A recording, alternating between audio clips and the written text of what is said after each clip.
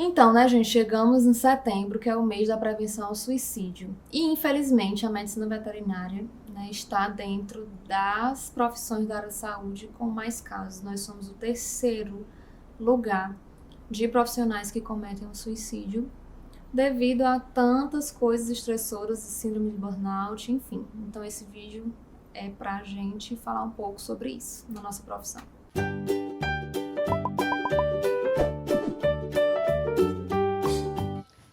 Então, a gente sabe que a veterinária, como graduação e como profissão, são cursos extremamente estressantes. A gente lida com vidas, lida com tutor, lida com carga emocional, e a gente precisa ter um preparo emocional e físico para lidar no dia a dia com a profissão. E nem sempre a gente consegue esse equilíbrio.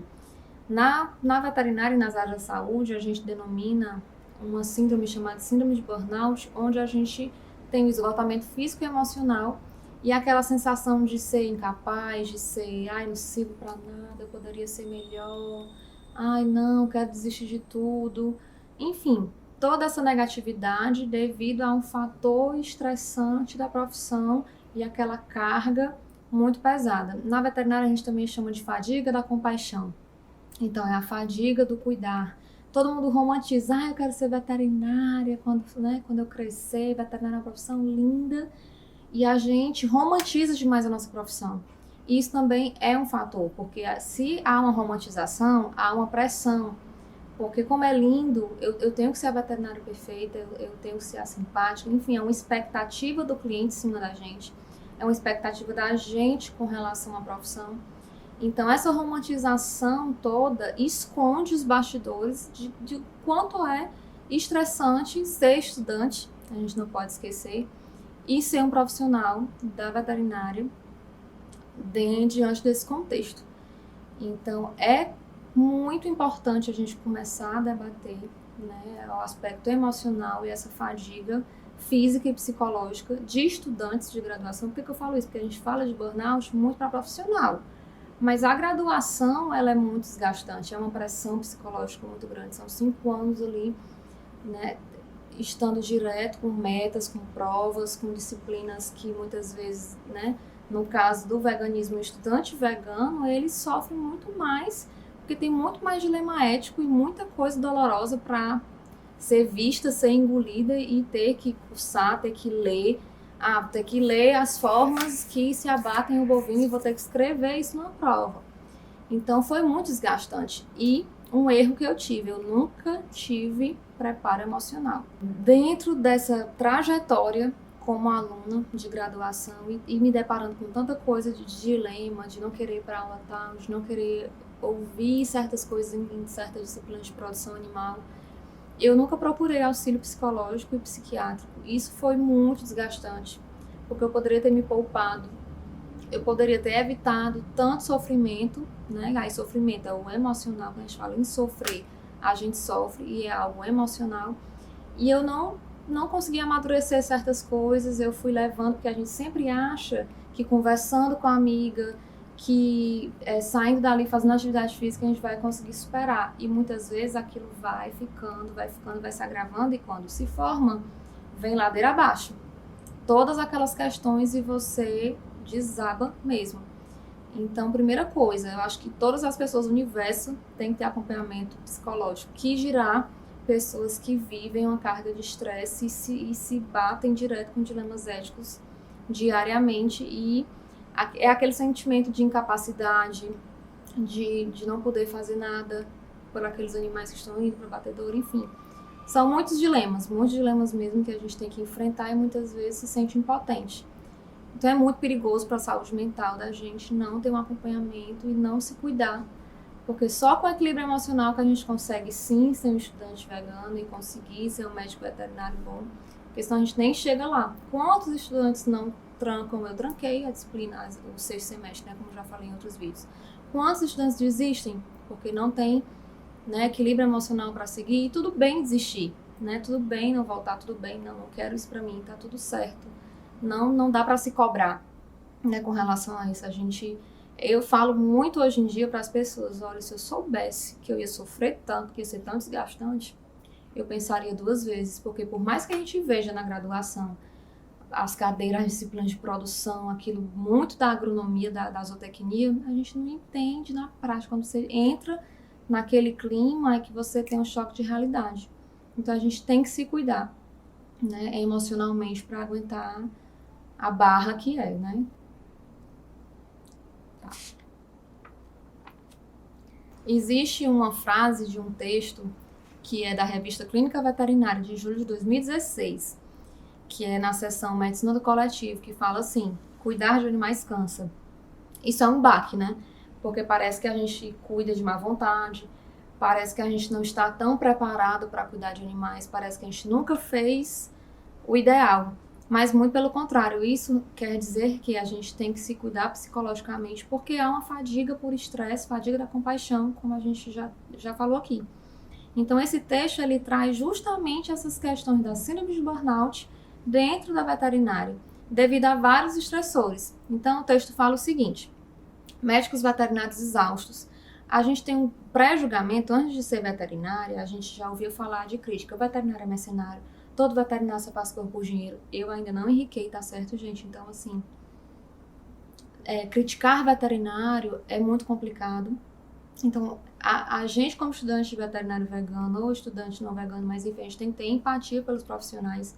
É muito difícil estar na profissão, então é muito fácil julgar quando a gente não está dentro.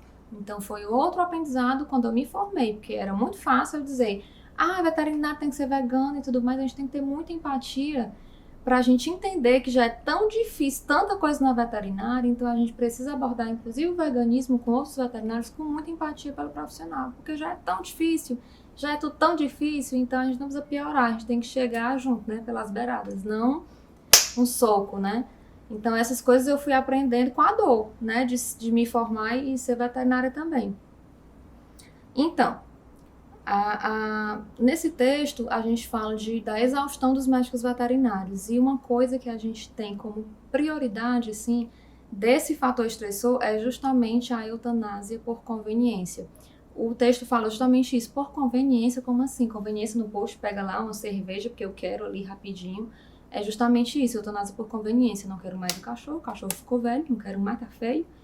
Daí, né, chega aqui no consultório, eu quero eutanasiar, quero sacrificar o meu cachorro porque eu não quero mais. Isso era muito mais comum há 10 anos atrás do que hoje. Hoje as coisas têm mudado, mas ainda aparece demais pessoas querendo se livrar dos animais, ou porque tá velho, ou porque começou a ficar cego. Enfim, por qualquer coisa. Não quer ter trabalho e chega no veterinário, porque a concepção é que veterinário só serve para matar animal. Muitas vezes a gente tem que lidar com esse estressor também, que veterinário é o fim. E só passa a vida toda do animal sem procurar um veterinário. Mas na hora que é para querer matar, vai lá e quer sacrificar o animal. Então, isso era um fator estressor de muito tempo atrás. Hoje em dia está mudando, mas tenho certeza que em regiões isso ainda é muito forte. Então, o texto fala disso, né, dessa eutanásia, dessa mercantilização, né, da eutanásia. A eutanásia ela é uma atividade exclusiva do médico veterinário. E ela foi muito, muito prevalente em canis municipais, em abrigos, em clínicas veterinárias, nesse contexto onde, ok, não quero mais. Então, há 10 anos atrás, 15 anos, quando a gente era criança, a gente tinha essa concepção, né, de sacrificar. Tudo era sacrificar, não, tá bom, tá com frio na orelha, vamos sacrificar. Não vou nem entrar na polêmica da leishmaniose, de calazar, enfim, mas também tudo, né, era motivo para descartar os animais e procurar o veterinário apenas para descartar. Isso é muito, imagina, né, você trabalhar querendo cuidar, querendo atender os animais e sempre a demanda é muita eutanásia porque já não quer mais. Então, essa é uma realidade dos médicos veterinários até hoje. O texto fala, inclusive, de estresse moral, né?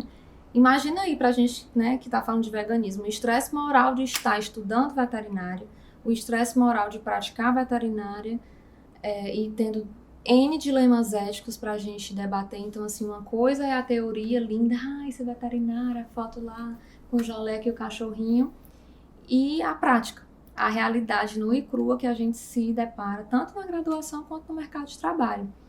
Então, a gente tem que a realidade de médicos veterinários recém-formados, o que acontece? Longas horas de trabalho, instabilidade financeira, Então, o médico veterinário, aquele mercenário que a gente criticava, ele é um autônomo. Então, se ele não trabalhar num dia, ele não recebe. Se ele pega Covid-19 esse ano, ele passar 14 dias em isolamento social, ele não vai receber nada. Ele vai ter que pagar o plano de saúde dele, né? A ivermectina. Não aguentei não, ó. Meu nome é o cloroquina, né? A cloroquina. Com o quê, meu amor? Com amor? Olha, outra coisa que a gente... veterinário tem que trabalhar por amor. Meu amor, todo mundo paga conta. Eu trabalho por amor, mas tá complicado, né? Então, assim, a gente tem que ter um pouco de empatia sempre, até pelo profissional. Então, a gente tem longas jornadas de trabalho.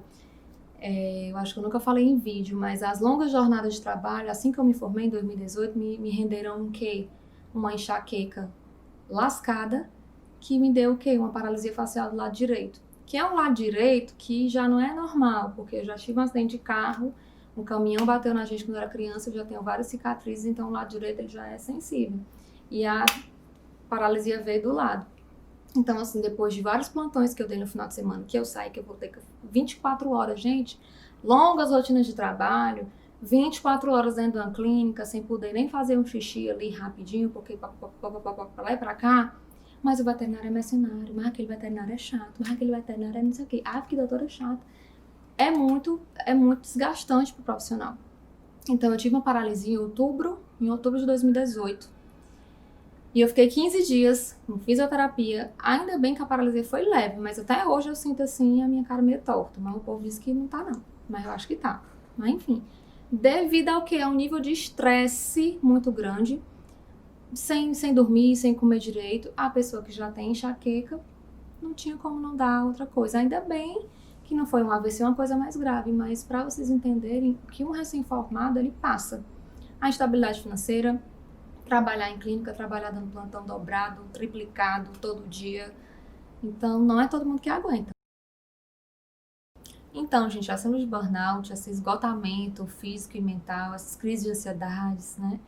Tudo isso que está dentro dessa fadiga toda, desses fatores estressores das profissões da área de saúde, precisa ser tratadas o mais breve possível para que aquela estatística de que a veterinária é a terceira área da saúde com mais suicídio, ele diminua, né? Tenda a diminuir, porque realmente é algo muito preocupante. E a gente não conversa sobre suicídio, a gente não fala abertamente quando tem pensamento de suicídio, que quis se matar. Enfim, a gente tem que tirar o tabu disso, né? E tem muito aquele estigma de, ela tem distúrbio psicológico, ela é louca. Existe ainda um tabu muito grande, mas eu não preciso, eu não tô doente, não sou louca. Então, eu não vou procurar um psicólogo e um psiquiatra. Pra quê? Não vou me medicar, não vou tomar controlado quando sou louca. Então, a gente tem que parar de ter esse estigma, esse tabu. Porque é uma doença como outra qualquer. E ainda é pior, porque é uma doença emocional, uma coisa que você tá ali sendo exposto direto, diariamente a fatores, e se você não souber lidar com aquilo, aquilo vai lhe destruir, literalmente. Então, a gente tem que ter muita cautela com o que a gente faz, né? Não adianta a gente ter um sonho de ser veterinário e isso consumir a gente dia a dia. É muito desgastante, por experiência própria. Não é bom, não é legal. Entender que tá lá no final do negócio, uma coisa super avançada, e perceber que poderia ter evitado tanto desgaste, tanto estresse se tivesse procurado ajuda antes. Tá? Então fica essa atenção, esse alerta pra gente, enquanto estudante, enquanto profissional também. Embora seja um tema pesado, né, de ser falado, de ser mencionado, de conversar sobre, por a gente ter a proposta de ser um estudante mais empático por todas as espécies, a gente sofre mais, né? É assim a minha visão de que eu tenho, se eu não fosse vegana, e eu sendo vegana que eu passei na faculdade principalmente, e na vida pós-formada. Então, a gente não fala sobre essas questões emocionais da carga de estresse por ser diferente na veterinária e ter que presenciar e ouvir, estudar tanta coisa que a gente não queria. Então, mais do que nunca, a gente que precisa mais mesmo de cuidado psicológico, psiquiátrico. Então, esse vídeo é um alerta, porque muita gente me procura. Amanda, eu queria fazer veterinária, é meu sonho. que você acha? Eu não tenho como responder, né? Se você está disposto, se é até assim, digamos, desumano dizer para a pessoa e vai que vai dar certo, você aguenta. É difícil, mas no final é maravilhoso. Não é assim. No final vem mais carga de estresse quando a gente se forma. Então tem que ter um equilíbrio sempre, diariamente.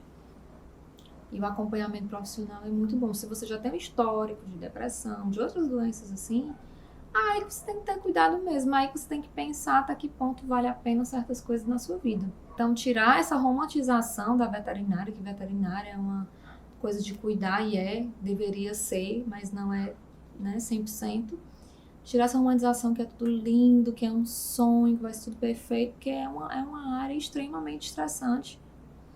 E tudo bem você não querer isso. Tudo bem você, eu gosto de veterinária, mas também eu gosto de outra coisa e ir para outra coisa. Tudo bem, tá tudo bem. Se você quiser também tentar, né, passar pelo curso e trabalhar e depois não querer mais trabalhar, enfim, ou ficar trabalhando. É o dia a dia e a gente tem que só, né, esse vídeo é pra gente ter cuidado. É um alerta pra gente se olhar e num pequeno sinal que a gente tem de irritabilidade, de falta de vigor, de eu não presto pra nada. Ai, meu Deus, eu sou a pior veterinária do mundo, né? Esse tipo de coisa que tá indo pra baixo, já se atentar e procurar ajuda. Então, fica aí o recado.